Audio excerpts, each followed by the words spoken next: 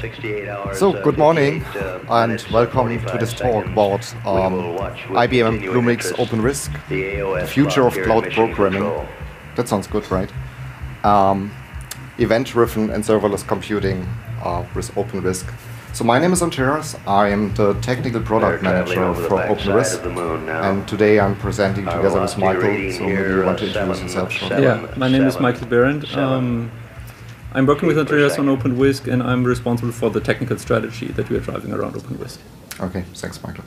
So having a short look at the agenda first.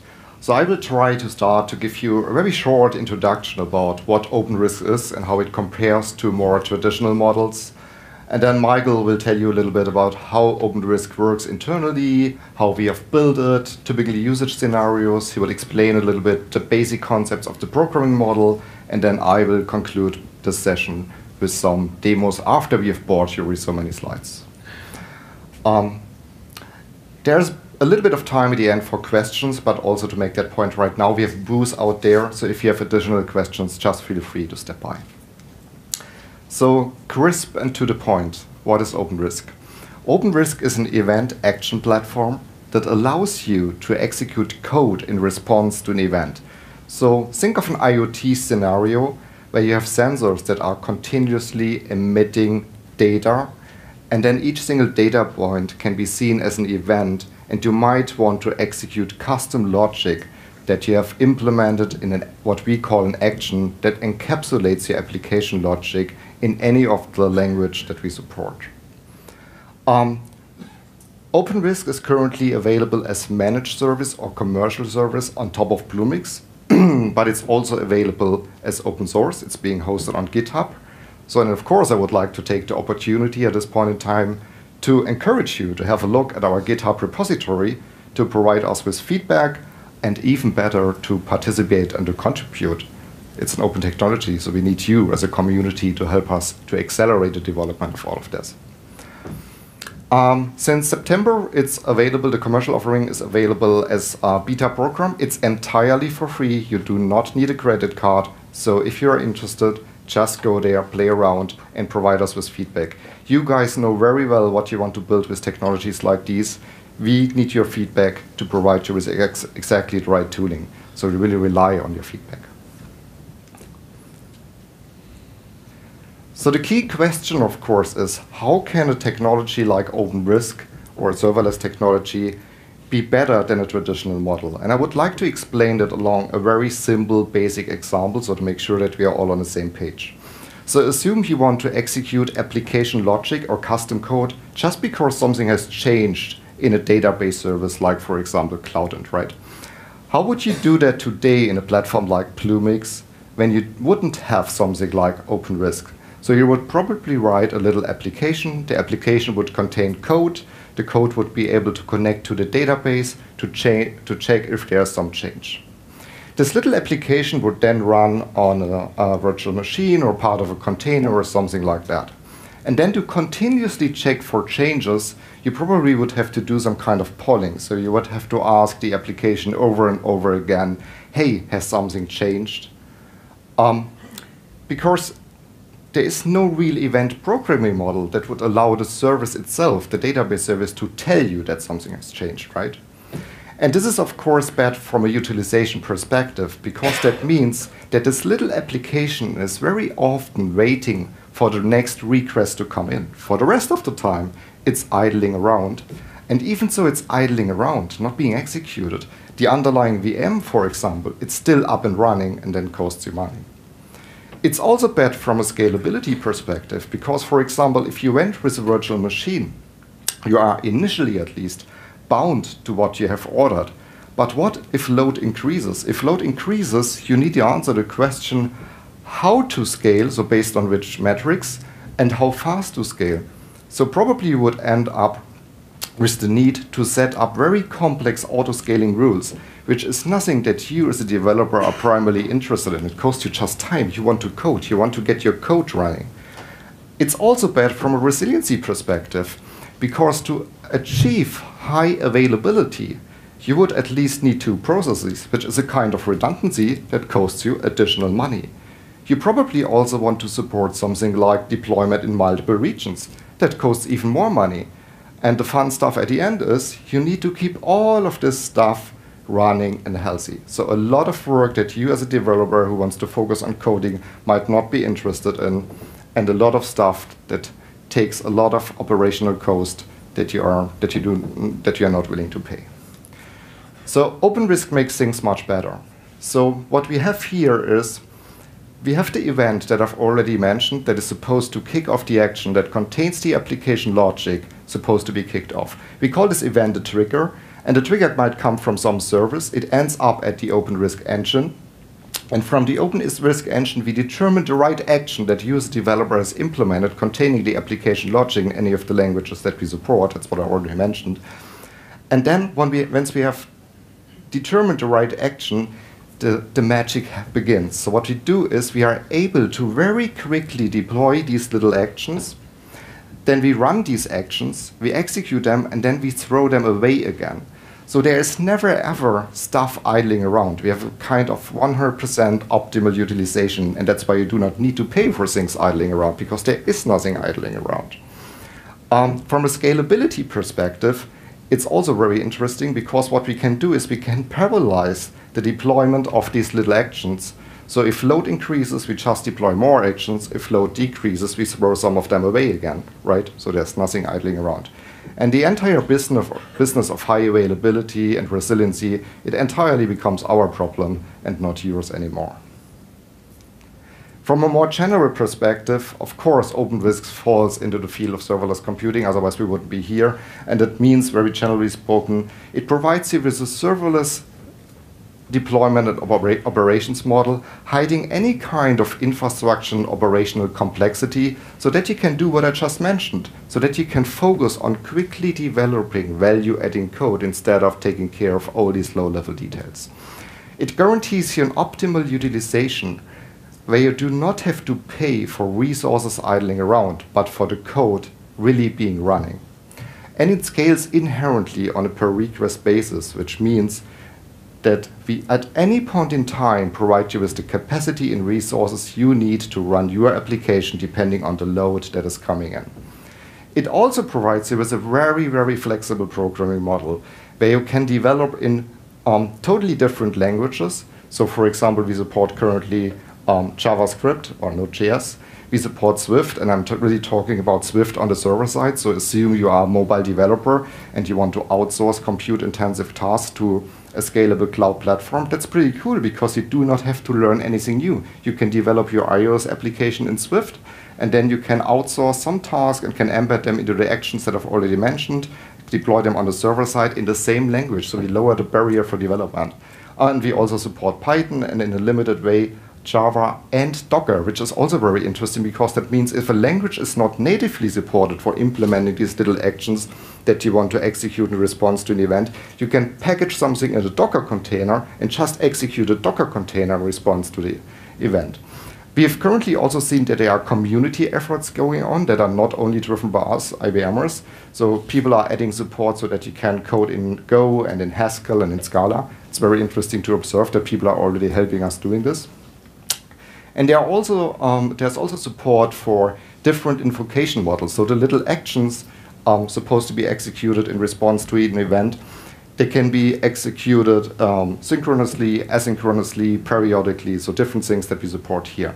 We also support higher level programming constructs. So for example, we have a concept that we call sequencing. So once you have multiple actions that contain application logic developed, you can stitch them together to compose an overall solution in a declarative way, which usually means you do not have to touch each single action's code and wire them by coding together. You can do that in a declarative way, which feels a little bit like Linux piping, and it's very interesting, of course, to do it that way.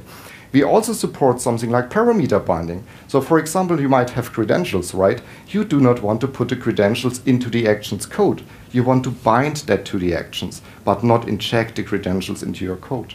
And very recently, we have started working on a real-time debugger, which allows you to debug what you have developed. That's something work in progress, but it's already available on GitHub, so feel free to have a look at that as well. That's a very interesting feature, and I think a very big competitive advantage.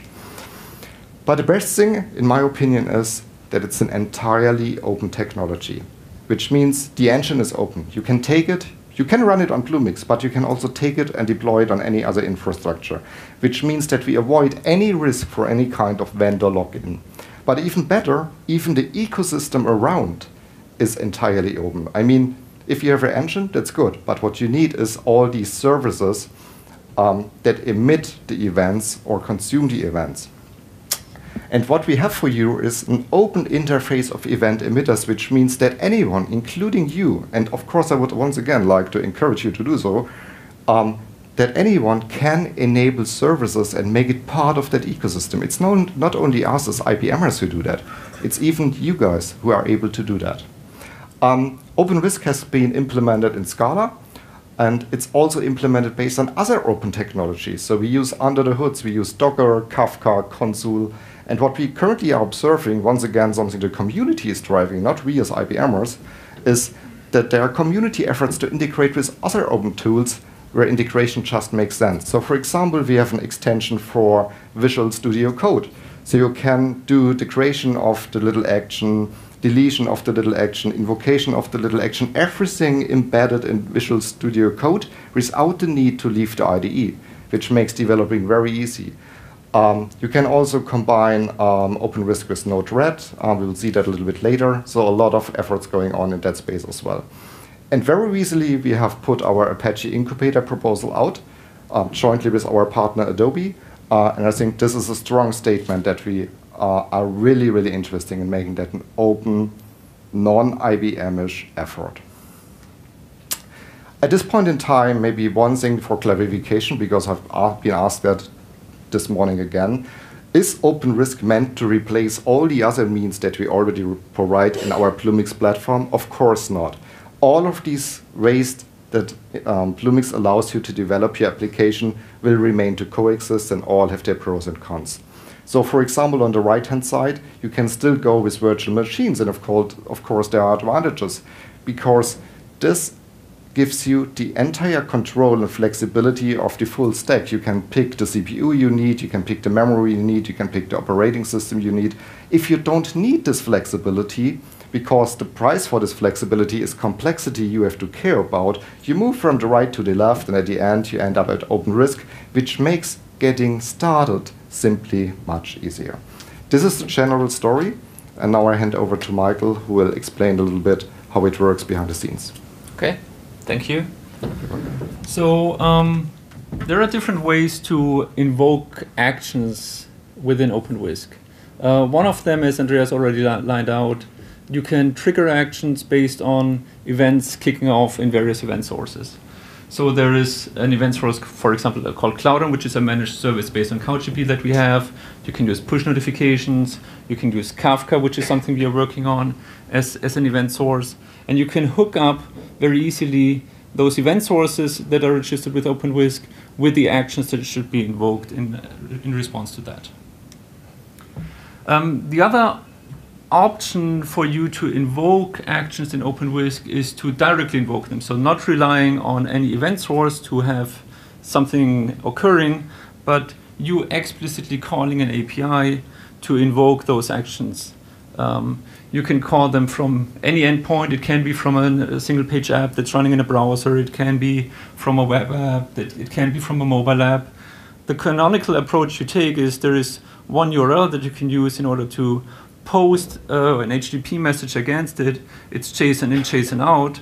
And the action that gets addressed by that HTTP endpoint will then process that request. Like Andreas said, either asynchronously or synchronously if you have the blocking equals true parameter as part of the invocation. So one thing that we started working on now with our partners from Adobe is the integration of an API gateway. It has been touched already on as part of some of the previous talks. The API gateway scenario is a very important one in the serverless context. So we are starting now to work on that. We are basing this on the Adobe API gateway, which is using Nginx. We're using the IBM Micro Gateway to seed this effort. And there is work already going on out there on GitHub to build this implementation. The way we want to build this is in a very seamless fashion. So you don't have an API gateway here and a serverless engine there, but really give the user a single experience in terms of how he creates those APIs. So the way it works is, for those of you who are familiar with the serverless space, this should be quite common. You do, for example, an HTTP GET against a specific URL, and then OpenWhisk receives that, or the API gateway receives that GET, translates it into an invocation of an action. The action does the work, returns back the result, and the API gateway hands the result back to the invoker. What is the API gateway going to take care of? Security in terms of authentication, authorization, threat protection, rate limiting on the control side, mediation, parameter mapping, all sorts of things you would expect an API gateway to do will be done by that API gateway. An example for how we envision the user experience to look like. So on the CLI, for example, you would first be creating an action. Let's say it's a Node.js action, hello.js. You name that action hello. So you just do whisk action create hello.js. And then based on the action that you just registered within OpenWhisk, you would be saying, for this action, I want to create an API endpoint for an HTTP GET /v1/hello. And once you've done that, under the hood, the API gateway would be configured such that from then on, when you hit the corresponding URL, the API gateway would be calling the OpenWhisk action under the cover. So how does OpenWhisk look like overall from an architecture perspective? When we look into the white box details in a second. So we have actions that can be implemented in different languages. We talked about them before: Node, Python, Docker, server-side Swift, and so forth. They can be individual actions, or they can be sequenced actions. The package is the construct that allows you to add another event provider. And Steve Fink has a talk later on today where he'll talk about how you create additional packages that represent event providers. The OpenWhisk engine has a REST API that can be invoked or is invoked by the CLI under the cover. It is invoked by the Bluemix UI under the cover. It is invoked by the iOS SDK that we're delivering. So if you want to build a mobile app, you embed the iOS SDK in it, and from there you invoke the REST API under the cover. And in the future, as I just outlined, the API gateway will be calling the REST API as well. Under the cover, we are using lots of Docker, both for hosting the management system, but also for creating actions. I'll talk about that more in a second. So what are the scenarios where this is relevant in total? Obviously, API backends and all sorts of microservices. Mobile backends, so if you have a mobile app for an iOS device, you want to call something on the server side or build something on the server side to augment the logic you have on the client side, you would do it there. Data processing and data streaming in general, be it static data like PDFs, pictures, videos, or also data coming in with streams via Kafka. IoT, as we mentioned before, cognitive scenarios, for example. We have a very interesting demo application, and also one that was just shown in Las Vegas this week, where somebody's using a drone to record videos of the environment, and we're using cognitive technologies to detect hail damage. So if for insurance, that is very useful because they don't have to send around people anymore. They're just recording the environment, and they get automatic hail detection based on that. And chatbots is another very common scenario. One customer we're working with at the moment in the finance industry has a scenario of check processing. So they get lots of checks in the US every day, every week. They need to be scanned, they need to be OCR'd, they need to be processed. So those checks are uploaded, stored. Once they are stored, they They need to be parsed, they need to be OCR'd, they need to be recorded in the system, and this is all done by a number of actions. You see them in green here that are reacting to new data that's coming in on the storage side. So I want to talk a little bit about the insights of how OpenWhisk works. What are the internal components? So it starts all with an Nginx. The Nginx is just the front-end part that spreads the load across multiple components. It doesn't do a lot. It hands over commands, incoming HTTP requests for creating new actions, deleting actions, invoking actions, and so forth, to a component called the controller, which is a Scala-based implementation. That controller, once the request comes in, goes to a database. We're using CouchDB here to see, is this user authorized to do what he wants to do, and to retrieve data. For example, if I invoke an action, it needs to get the code that represents that action from the CouchDB.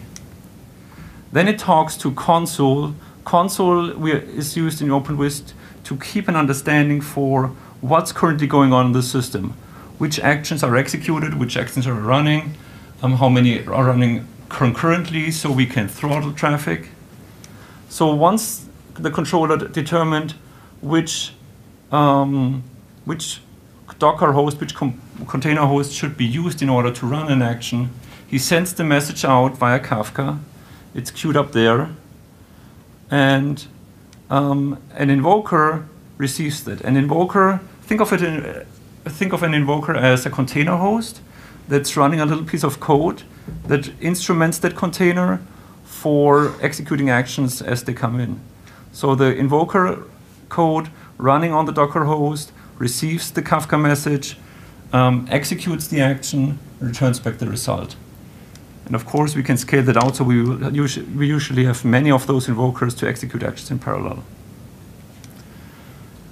So one of the questions you could be asking yourself, how does this look like in Bluemix? You can see here it looks the same. There is no change in Bluemix. The same code as we have it in the open is running in open source. One difference is we are not using CouchDB as an open source technology, but we're using a managed service based on CouchDB, which is clouded as the database to make our life easier. We have an integration service with Bluemix that integrates with the authorization management in Bluemix and the permissions management. That is not open source today, but we are considering to open source it, and we are quite soon actually. And we are using an Elk stack and some Grafana to do monitoring of that system. And we are also considering to open source our configuration there.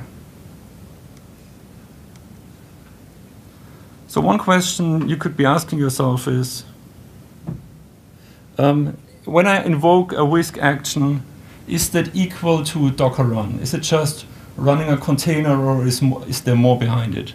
Well, it's kind of running a container, but there's more behind it. What is the difference? The first step we take when we need to run an action and nothing is there, we need to do a Docker run. That spins up a Docker image, a Docker container, with the runtime in there that was requested. So for example, if you invoke a Whisk action that's based on Node, we instantiate a Docker container that has the Node runtime in it. As a next step, we call an endpoint within that container, which is called init, and that endpoint injects the code for the action into that Node container. So with that, we prepare the Node container to run the action. And then the third step is we call another endpoint, which is called run, which then consequently triggers the execution of the code. So this is a fast process, but it still takes many hundreds of milliseconds usually. And therefore, we call it a code container. This is the case we usually always want to avoid because it takes the longest from an execution perspective. So what we try to cut out here is the Docker run.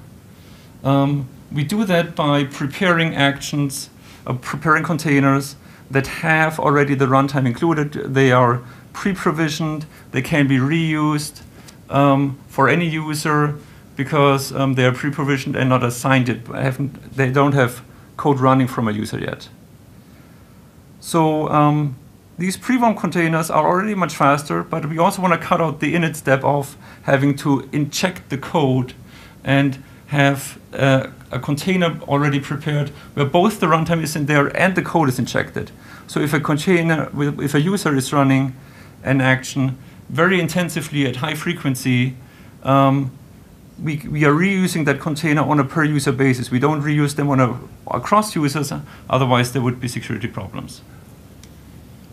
So as we go from left to right, we are running containers, ideally in a pre-warmed and warm fashion. Rarely we do them in a cold fashion. We do lots of caching algorithms and pre-warming algorithms in order to optimize the performance. So I think in interest of time, maybe we should switch over to the UI demo. Yeah, that will explain the programming model anyway. Yeah, maybe just one thing before we do that.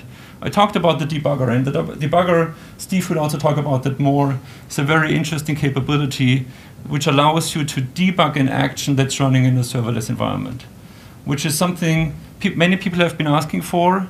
One of our guys on the research side, Nick Mitchell, he implemented that. You will be able to, the code is out there on GitHub, you can try it right now. You can use a CLI tool to invoke an action, to attach to an executing action, to set breakpoints, to change parameters on the fly. All of that is possible. Okay, so with that, yep. Hand it over. So enough slides, enough theory. Let's try to wake you up again, doing some demos. I have a couple of demos here. If you are interested in seeing, for example, how the debugger really feels like and stuff like that, just come to our booth. I can show you all these demos, but in the interest of time, I decided today to just walk you through the UI that we have. Of course, you can also code from within your IDE, and then use the CLI to do all the stuff that I show you now. You can use the extension that I've already mentioned at the beginning of this talk that we have for Visual Studio. Plenty of options. But looking at this demo that I show you now, where we do everything in the UI that we have, explains the basic concepts very, very nicely. So let me just start the demo. So this is how it looks like if you access our OpenWhisk UI, and now I guide you through and try to explain a little bit what you see. So we first go to development, and then the first thing you see is that you see at the top left all the actions that you have already created in the past. You can select them, you can delete them, all the sequences that you have mentioned in the past. If you remember, sequences are something that is being created if you stitch multiple actions together. You see all the rules that you have created in the past, which is the association between the triggers and the actions, just the way I explained it at the beginning. And then you have this big area in the middle of the screen where you can put in your code, and the code being in there can be executed within the browser just by clicking Run this action, or you can of course click the button Create an action just to create a new one. You also have access to what we call the catalog. So the catalog is like something which provides you with a shared collection of actions and triggers, making it easy for you to integrate with other systems. We will have a look at that in a second. So for example, there's a package there called Watson, which allows you to work with Watson. For example, to invoke services, Watson provides you with. You can also, for each single action that you have already selected, link it into a sequence. This would be the logical first step to create such a sequence.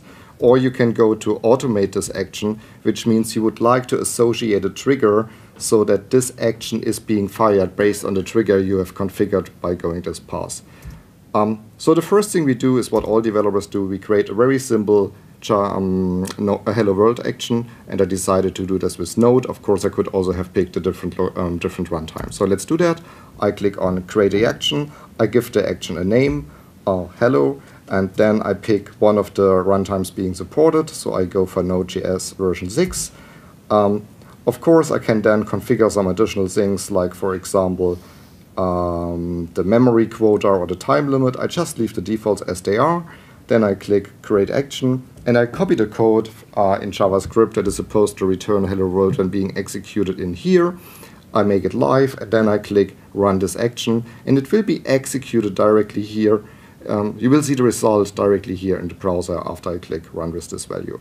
So that was pretty simple. That's all you need to do to write a little action and to get it executed. So let's do something a little bit more complicated, and let's use an action that accepts a parameter, because you might wonder, how can I hand over the parameters if I do that? So let's create a second action. We call the second action hello2. Use the same runtime, so it's again node, and leave all the other values the same than they were before. And we just paste in the changed code. So this accepts two parameters, namely name and place.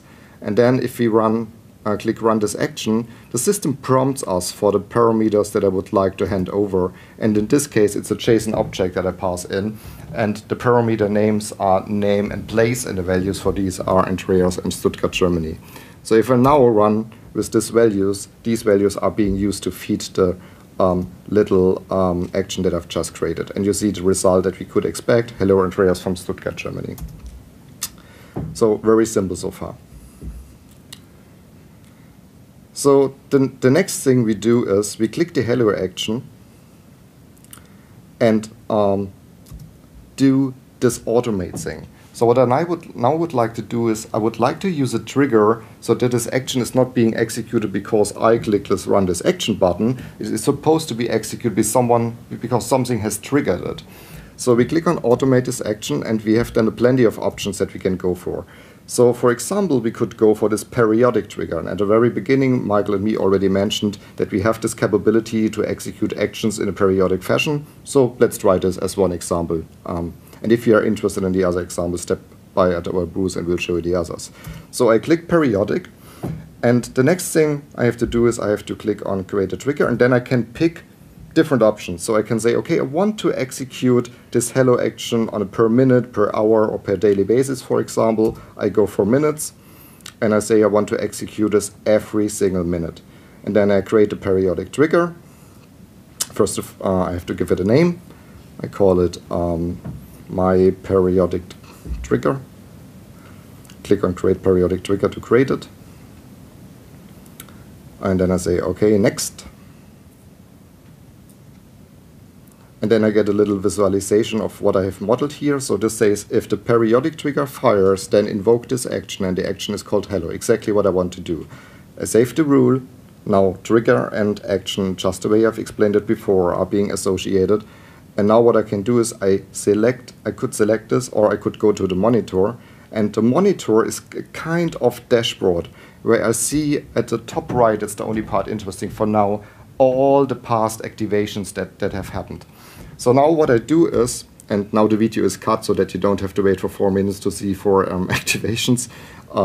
So what I do here, I see, okay, the last thing that happened here was at 9:47. So now I cut the video, then I press the refresh button several times, and you will see that the trigger will fire at 9:48. So at 9:48, the trigger is fired. Due to the fact that it's modeled as part of a rule, the hello action was invoked, and you see the result hello being appearing. So I do this one more time just so to believe me. So there should be another invocation at 9:49. Yep, and there it is. So very, very simple, right? There was not much code that needs to be written. So let's do something different.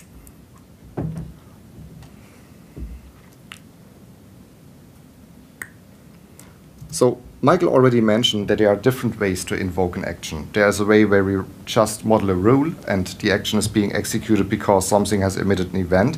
But of course I can also invoke it directly. The question is, how can I do that? How can I know what the right endpoint is? So I can click on this view REST endpoint thing here. And if I do so, I see all the information I need. I get information about the endpoint that's here. And to test it out, there's also a curl example that I can just copy. So I copy the curl example, fire up a shell, and paste it in there. And then this should also respond with hello world. This is the way of calling the action directly without having a trigger. And yep, surprisingly it works. That's the good thing of using a video. It usually doesn't fail. But if you want to see it live, step by at our booth, because of course it works also live. So the next thing that we would like to do is, sometimes things do not work as expected, right? So you might wonder, how can I find problems? So of course we also support some kind of logging. And I just added a log statement, and now I run this action again, something very basic. And you might have already seen it. At the very right here, there is this show logs, and you can also see the logs and all the log statements you have added to your code, which makes developing and finding errors much easier. So the next thing I would like to do is, I would show you a little bit about the packages that we have. So I just opened the samples package, and what you see if you access a package, it gives you a short description of what this package is able to do, and you see all the triggers and actions that package provides you with. In that case, it's only actions, so there's an action for doing a curl, echo, greeting, whatever, and there's also an action that is called word count. If I click on word count, I get a short description of what this action is supposed to do, so it counts words in a string. And if I want to get a better understanding of what it does, I can click on view source, for example. Then I see the source of whoever has implemented that. I can just see it. And then the next thing I can do is I can click on that again, and oops, yep. And then I see also sample input. Then I can, oops, let's move that away, that I can use to feed that particular action, and I also see the output that I can expect to get. So let's feed this word count action with OpenWhisk is super cool, and let's invoke it, and the result is 4, just the way I expected it. I haven't to code anything, I just used that stuff that we provide you out of the box. So let's do something different. Let's write a little action that we call echo, and we will need that echo action in a second. That's some of the last things we do now, just in the interest of time.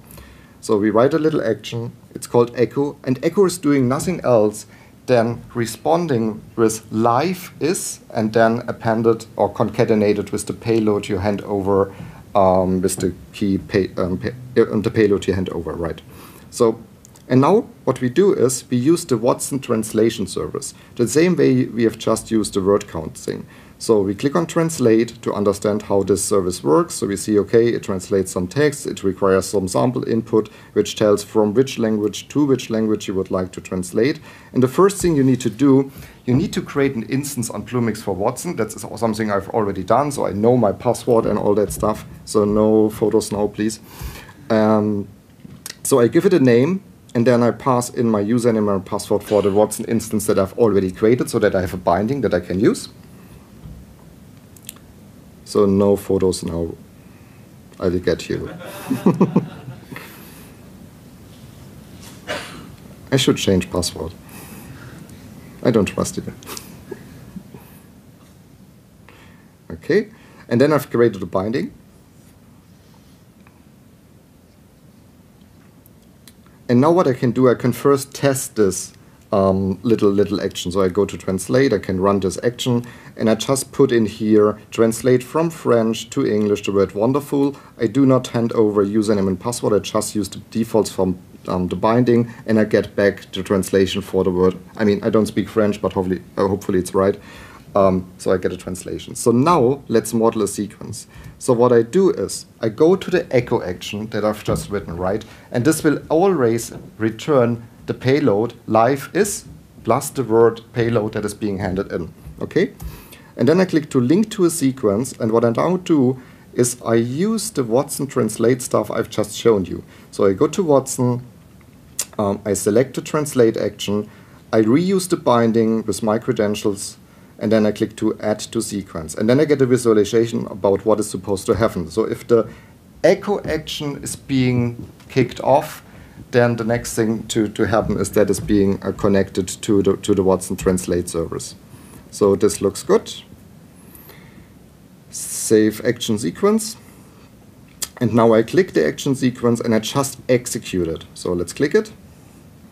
Let's say run the sequence, and all I hand over is the text wonderful, which means echo will respond with live is wonderful and will hand it over to Watson. It's not much coding, I'm just using all the stuff being there. And then I click run with this value. And hopefully it comes, the result is something in French that means life is wonderful. La vie est belle. Probably right. So this is how you model the sequences, the concept that I've mentioned already at the very beginning. Okay. So the last thing I would like you to show is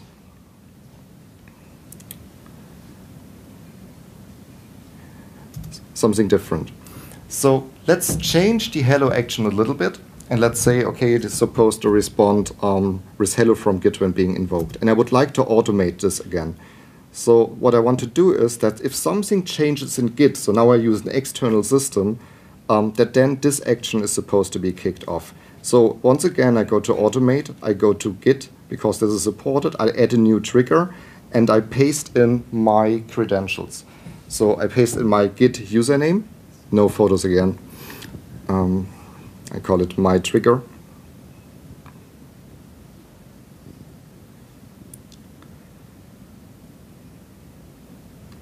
And my access token. And I say I want to listen to all events. And now I can select about, from my repository, so the repository I want to watch. I save the configuration. And now, if I go to GitHub, to this repository and make a change, it will fire an event, and due to that, the hello action that I've just changed, which will respond with hello from Git, should be invoked. So let's try that out. I go to Git.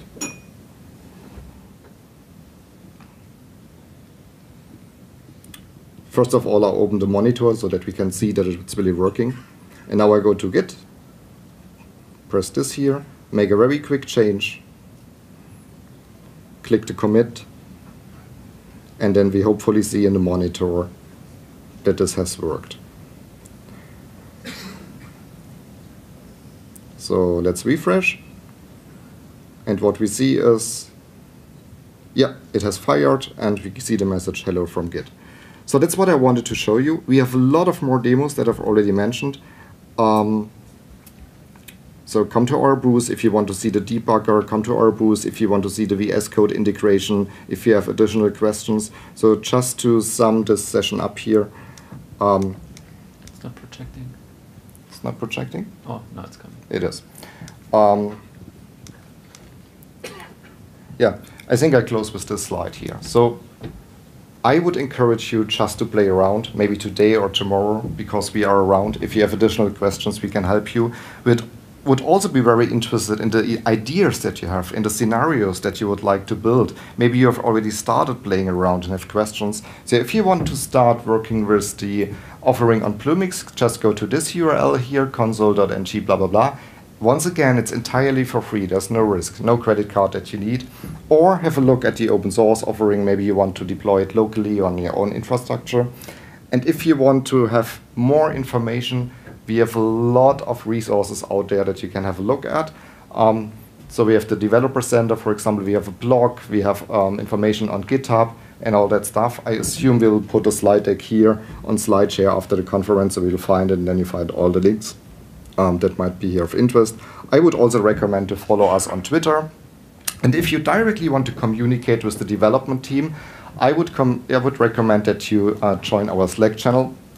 So just go to this URL first to sign up, and then go to this Slack channel and to the channel OpenWhisk, so you can directly communicate. You also find some material on SlideShare and on YouTube. And if you want to know about all the events we have been in the past, you will find them here. If you want to know where you can meet us again, so now that you know us, you probably don't want to meet us again, but just in case, you can find all the dates here. Thanks a lot for having listened to our talk, for having been here. I'm looking very forward to meet you at our booth and to get your feedback, maybe your ideas, talking about your scenarios, because it's an open technology. We need a community like you to make that even better and to direct it in the right direction. Thanks a lot for listening.